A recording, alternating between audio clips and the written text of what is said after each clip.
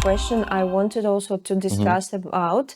This is a relatively new law for pigments, which is called REACH. Yeah. So we know that a lot of ingredients and pigments were forbidden, but how was it made? What was the reason for doing that if there is no certain enough studies proving that these kind of ingredients might be really harmful? What is your personal opinion about the REACH? Because it provoked a lot of talks and debates about certain colors, about mineral pigments. Yeah. And what do you think? Why they have decided to go this way to forbid and then only study? How does it work? I will say in general about REACH, what they did was that they more or less overnight in January 22 put this law into force where they were banning about more than 4,000 ingredients that were either suspected to be carcinogenic or mutagenic So there was no proved, but it was suspected to be. It was been proved in some cases from the cosmetic industry, but not in tattoo industry. So it was more like a precaution, right? They said it was a principle of caution, but the thing is, there's also a limit to say when you have to do something out of a principle of caution. Okay. And that's a huge difference. And we're not even close to that. As Nicholas said, we don't have any real evidence of a connection between tattoos and malignancy, for instance. But now the European Union said that we need this law to kind of limit the risk of cancer. But tattoos have been here for thousands of years. We known from the Asian mummies that they have tattoos, and nowadays more than 30% of the American population wear one or more tattoos. And in my personal opinion, if so many had a tattoo and it was dangerous, we would see a more clear connection with internal malignancy, but also cutaneous malignancies, and we don't see that. That's my own personal opinion, that I think it was the more obvious things to maybe focus on and try to ban was, for instance, the allergy reactions on the red tattoo ink, but that is not included in the REACH. So I will say it's clear that the REACH have not been focusing on all the good research that is already in the field, but it just seems like that it was an easy fix to make a quick law by using knowledge from either the dermatocosmetic industry that put products on the skin. But I think the most important thing here is, one, when you use a cream maybe every day for 20 years, there's another dose over time. A tattoo pigment is one-time application and is generally pretty stable in the skin. Of course, in some cases, we know that it will degrade over time. And of course, we should look into it. But I just say so far, it is a complete another dose, and I don't think it had the same level of harmness as maybe the other environmental exposures we get every day. Me personally, like a technician without medical education, I compare it to some regular medical pills that might we take, and which have some very serious risks according to the study. But we still take these pills, understanding that there are some certain risks, but the percentage of this risk is so minimal that you take a decision and you take these medicaments. I think in general, I think it's a good thing that we try to improve the tattoo industry. Absolutely. Because I think as you technicians, you are not in power of changing the inks. You can use the inks you are able to buy, but the manufacturers... We give you the rabbits only. Exactly, but the manufacturers are the one that can change the chemistry to the better. And I know for many years there was no real regulations. So at that point, I think it's good that they are focusing on making a better, good manufacturing process of these products. But I don't just think it is the right way to do it, but more like Because if you just put too many laws at the same time, I don't believe nobody knows how to Apply them to follow in up on all reality. these regulations, Yes. or how to even measure some of the limits that are put by the REACH. So there's needing some kind of like gold standard of also how to test it. And I know that you technicians are putting responsible for also proving that the products you use are following the REACH regulations. Yes. But how can you even be able to do that? It's very hard because maybe the manufacturers will tell you Yes, that they are REACH approved, but we know from multiple studies that again and again, we see that some manufacturers actually are way over the set limit set by the before RESAP regulations. Yes, that's true.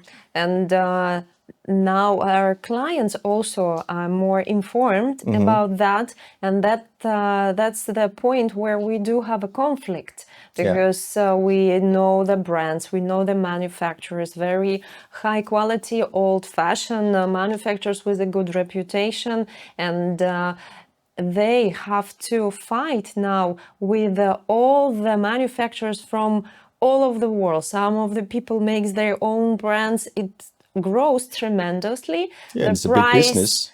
Oh yes, the price of the pigment goes down, but those ones, old manufacturers, they should follow all this certification, all these rules and stuff. The price of their pigment is very high according to other ones. So that's the conflict we see. The clients ask more and more questions. So we are waiting for this time when everything will be clear. It's not about money. We are absolutely all right for paying more money for safer pigments for our clients. We are also interested in that. No one is interested that one day the government said we forbid the tattoo because it provokes cancer. I think it's a good point what you say, because if you put too strict laws from one time to another, it can maybe have the opposite effect of what you actually hope to reach. That's and that true. have been discussed in the European Society of Tattoo and Pigment Research, because as one of our professors said, is that if you put too much pressure suddenly, people will still keep on tattooing, but maybe just do it in secret and use maybe products Even that worse. are not on display in the store, but you have it in your cupboard. And also, if some pigments suddenly become too expensive, people just buy it online that are maybe unregulated. So it's very hard to enforce these regulations without maybe actually losing some transparency to the industry and also to the artists. It's a very thin line. But I think in general, I see that the industry for the artist is improving a lot, that they are way more focused on hygiene. And also I see that some in Denmark, some of the studios are nearly looking like small clinics nowadays, where back in the days have a reputation of being kind of like this back alley-ish, kind of like a shady shed. Underground stuff. Now it's getting more and more professional also from the artist, and I see that they come with a big motivation of doing the best work they possibly can, because they know now that the better procedures they do, the happier the customer they will get. And so in that point of view, I think it's good that there have been more regulations. Recently in Denmark, about 2 years ago, we got the first kind of certification of permanent makeup artists. Before that, it was actually illegal to tattoo in the face in Denmark because of our former king that made a law that it was legal to tattoo hands and face. So for many years, it was actually not legal to do permanent makeup. But then because there's also a big medical purpose of permanent makeup, for instance, for alopecia or for breast cancer patients or either chemotherapy patients where they lose their hair, you can do the microblading or the microshading procedures to camouflage that actually loses their eyebrows or their eyelids. And I think it's a very beautiful aspect of permanent makeup that you can actually help increase the quality of life by camouflaging some of their side effects from either their illness or medication. I find it very perspective, the way how we start to communicate, doctors, scientists, and practical technicians. And this is also thanks to these communities and associations that are going to combine all such kind of people, and we could share our experience. Exactly. So I see the huge future in a positive way. This is finally we stand on the some important moment of time, and we really both hope for only good changes. And from myself personally, like a technician, I thank you that you have decided to invest your time and specifically into this. Maybe not very, how to say, popular thing, but in general, it's crucially important. I can say like we said, 20% of the people are tattooed. So for 20% of the people in the world. Yeah, I can say I haven't imagined 10 years ago I will be an expert in permanent makeup, but as a guy, but I ended up being it by random coincidences. I want to thank you, Kasper, for having this talk, and thank you for supporting us, being on our side. You know that, and you like the things that we do, decorative permanent makeup and the paramedical permanent makeup, camouflages, and you totally support it. So we thank you very much from all of the technicians. And we are amazed by your lecture from yesterday Congress. We hope to see you again. I happily come back.